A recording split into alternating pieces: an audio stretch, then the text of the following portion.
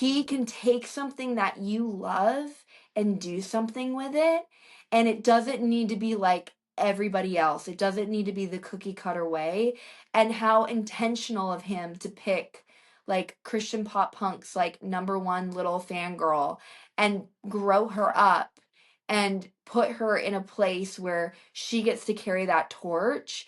That's just like there's no you can't make that up, and I just hope it's an example to someone else that God really sees what they love, does not judge it, and will elevate them once they've leaned into that. Because some of my favorite people are goth. Like, I love my little goth friends. And it's like they dress different, they look different, but I will tell you, some of those goth friends, like, they know Jesus better than I do some days. And that's because they've gotten real about their identity being in Christ and understanding, like, this is just a look or a style or a genre that I like, and that's okay. And I hope like kids will walk away, like young kids will walk away going, Mommy, I want to listen to more music like that, and then find themselves later in life going like that is actually my preference, and that's okay because Grace Graber demonstrated that it could actually be a thing, and So good. we have like a lot of now in Christian music now right now with social media we have a lot of diversity in Christian music, but for a while we didn't. And it was just one sound all the time. And Yeah. that was my generation was like, I'm kind of sick and tired. I mean, I grew up early days when Stellar Cart was like, still like kicking, Yeah.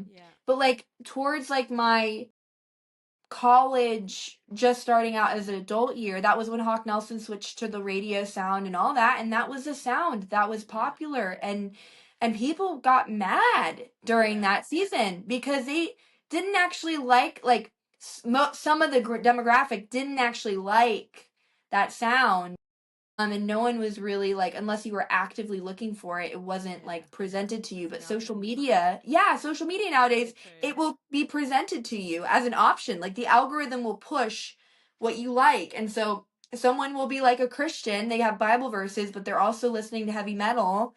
And then it'll pop up like, what about this? And that's what's cool is God, like, I do believe there's like a lot of demonic stuff on the internet and the social media, but like I also do feel like God can use it too to direct people to something that he might use in their life in the future. And me as an artist, my responsibility is to show up online for my gig.